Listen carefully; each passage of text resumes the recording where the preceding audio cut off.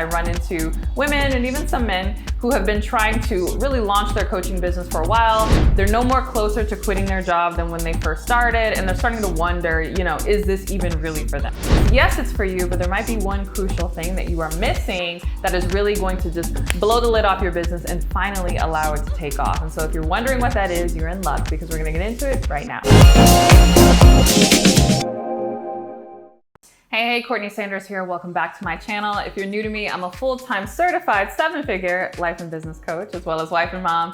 I wear all the hats and do all the things. And I've been doing all the things for a really long time, which means I've learned some lessons along the way. Yes, I went to school, but I also went to the school of hard knocks, at least when it comes to this coaching business. Definitely made mistakes. And there's one thing that I find myself, I don't want to say succeeding at now, but one thing I noticed that I don't do anymore that has been instrumental in the growth of my business and even just my ability to keep going and to keep adding on to what we're doing, that I'm noticing that a lot of entrepreneurs don't do, and it really limits their growth. And so if you've been in this game for a while, because I run into women and even some men who have been trying to really launch their coaching business for a while, maybe they've launched it, maybe they have a brand, maybe they've even gotten clients here and there, they've gotten some one-on-one calls, but they haven't really gotten the growth that they're looking for. And so maybe they're going on their third year, maybe their fourth year, they're no more closer to quitting their job than when they first started, and they're starting to wonder, is this even really for them? And the answer is yes, it's for you, but there might be one crucial thing that you are missing that is really going to just blow the lid off your business and finally allow it to take off. And so if you're wondering what that is, you're in luck, because we're gonna get into it right now. All right, so if your business isn't growing, it's probably because of this one mistake, and I'll give it to you right up front. I'll tell you, and you can turn off the video if you want, but it's true. And that is an unwillingness to perfect the process. Oh, that's it. I mean, I guess I can pack it up and turn off the camera and that's it. No, seriously. Let me unpack this for you. Let me break this down, because this is one of those somewhat cliche things that people think they know, but really do not understand.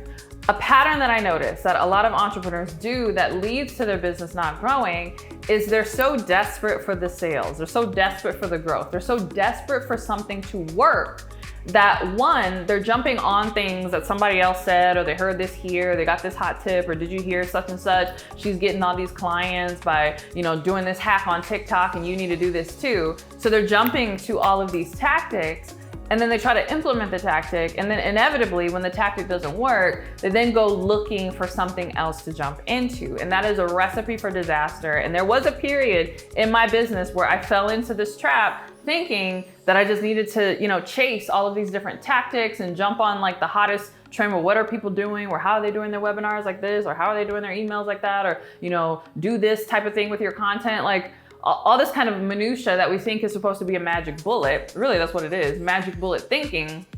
And then it doesn't work, you get discouraged, and you find that you are spinning your wheels for years, right?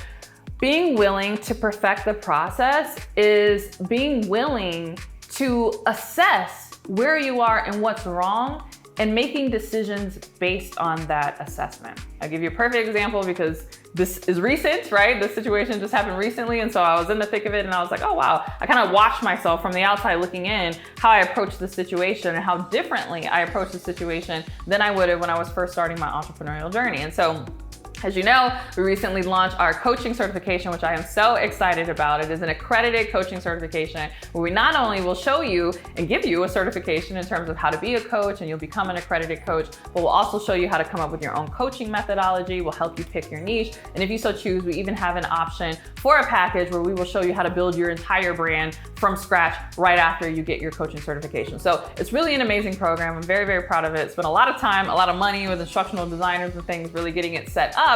And so we're building a lot of the systems and the infrastructure on the back end. And so I've been hiring like crazy. I have an enrollment team that is all in position to take calls for those applicants who, we approve and who are qualified and have an interest to go into the program.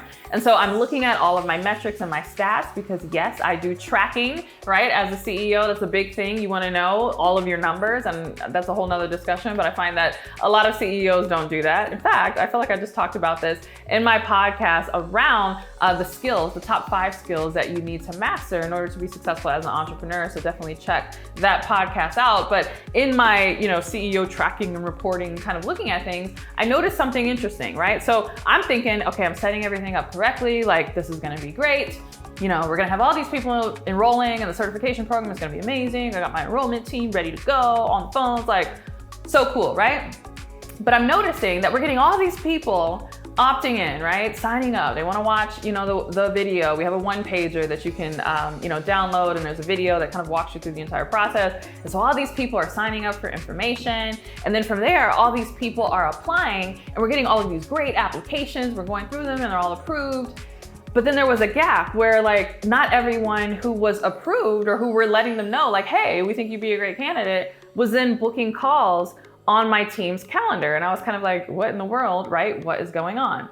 Old Courtney would have been like, oh, see, this tactic, right, doesn't work. I knew this wasn't gonna work. Why did I even think this is gonna work? I need to do something else. And I'd be like off searching for something else, signing up for some, cockamamie, like whatever, that's going to grow my business. But current CEO Courtney said, I believe in this process. Let me just diagnose and see what is going on. And so I started looking in our email management system, and I noticed that a lot of the people who were applying and their applications were approved, they were getting an email letting them know, hey, your application's approved. Here's the link in order to sign up for your call.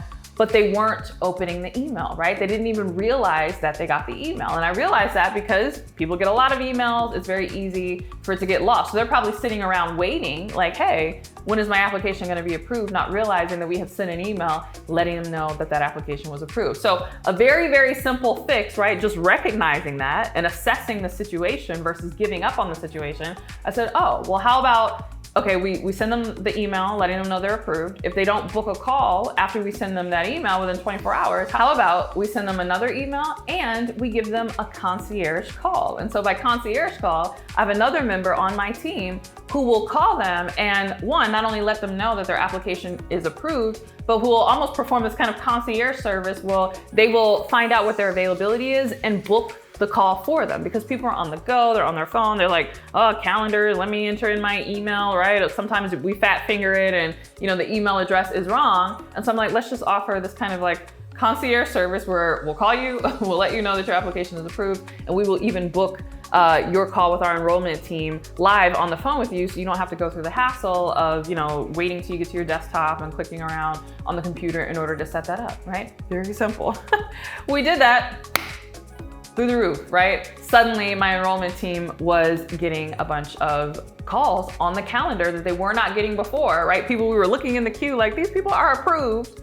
Why are they not booking calls? Boom, now they're booking calls. Now, basically everyone who applies and is approved is booking calls with my team, where that was not happening before. And that would not have happened had I not done what I'm telling you to do, which is being willing to perfect the process, right? So we have to get out of this mindset that everything is gonna be perfect right from the outset. There are so many amazing things that are like perfect strategies for you, perfect tactics, like perfect. But because they're not perfect out the box, we're prematurely abandoning them and then wondering why there is no growth. And so we're not giving things a fair shake. Let whatever is happening point you in the right direction. We have to have this attitude of, let me assess the situation, right? This was my hypothesis, right? I thought I was gonna do this in my business. I thought it was gonna produce XYZ result. It's not. Instead of just abandoning it and saying, oh, I need to go do something else, do an assessment, perfect the process. Say, okay, what is the process, right? Where are there gaps? Where are things not getting to the next point?